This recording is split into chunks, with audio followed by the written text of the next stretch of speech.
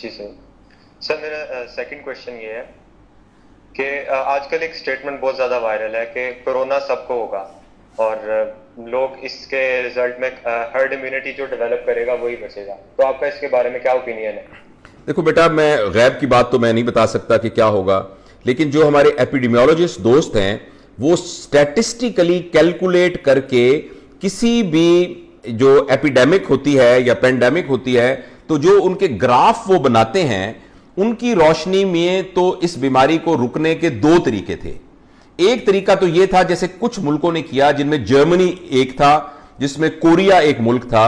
उन्होंने यह किया कि कंप्लीटली बंद कर दिया, कंप्लीट लोगों की मूवमेंट बंद कर दी। जब लोगों की कंप्लीट मूवमेंट बंद हो जाएगी तो उस वायरस को कोई ट्रांसफर होने के लिए वेक्टर ही नहीं मिलेगा।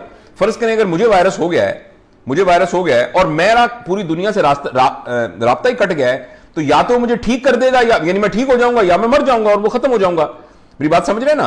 और इसकी मॉर्टिलिटी बहुत कम थी, 2% मॉर्टिलिटी, कई जगह पे 2.5%, कई जगह पे 1.5%। तो उन्होंने एक तरीका तो यह था कि बिल्कुल लॉकडाउन करके वायरस को टाइम ही ना दिया जाए और वायरस खत्म हो जाए।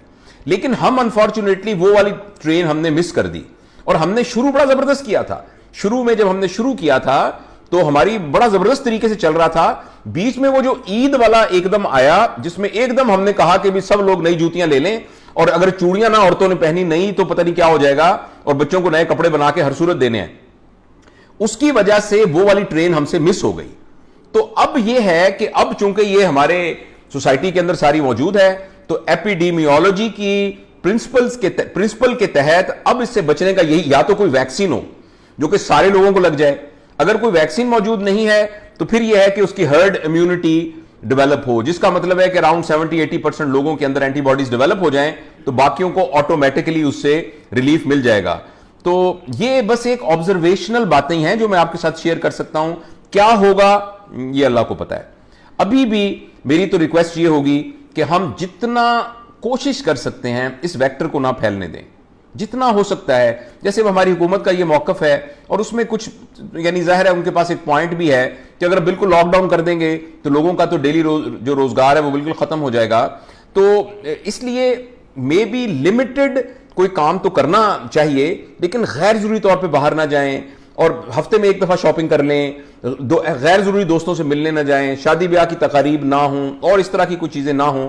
तो अभी भी हम अगर अपने आप को रिस्ट्रिक्ट कर लेंगे तो आई होप के वायरस से बचत हो जाएगी। अदरवाइज तो इसकी जो पीक है that has yet to come.